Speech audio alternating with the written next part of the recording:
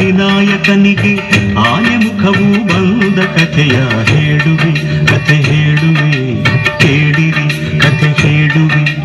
ಗೌರಿ ಪುತ್ರ ವಿನಾಯಕನಿಗೆ ಆನೆ ಮುಖವು ಬಂದ ಕಥೆಯ ಹೇಳುವೆ, ಕಥೆ ಹೇಳುವೆ, ಕೇಳಿರಿ ಕಥೆ ಹೇಳುವೆ.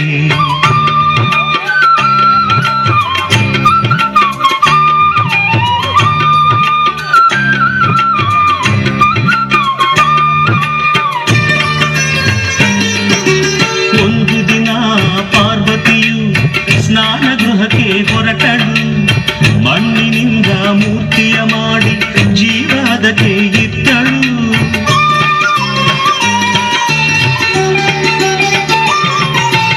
ಒಂದು ದಿನ ಪಾರ್ವತಿಯು ಸ್ನಾನಗೃಹಕ್ಕೆ ಹೊರಟಳು, ಮಣ್ಣಿನಿಂದ ಮೂರ್ತಿಯ ಮಾಡಿ ಜೀವದಕ್ಕೆ ಇತ್ತಳು. ಅಮ್ಮ ನಿನ್ನ ಆಜ್ಞೆಯೇನು ಎಂದು ಕೇಳಿ ಕಂದನು, ಅಮ್ಮ ನಿನ್ನ ಆಜ್ಞೆಯೇನು ಎಂದು ಕೇಳಿ ಕಂದನು. ಕಾವಲಿರು ಎಂದಳು ಗೌರಿ ಒಲವಿಂದ, ಕಾವಲಿರು ಎಂದಳು ಗೌರಿ ಒಲವಿಂದ.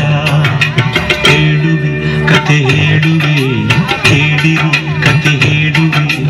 ಗೌರಿ ಪುತ್ರ ವಿನಾಯಕನಿಗೆ ಆನೆ ಮುಖವು ಬಂದ ಕಥೆಯ ಹೇಳುವೆ, ಕಥೆ ಹೇಳುವೆ, ಕೇಳಿರಿ ಕಥೆ ಹೇಳುವೆ.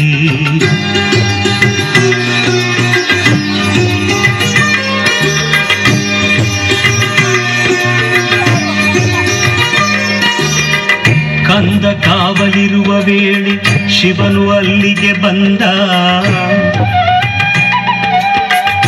ಶಿವನು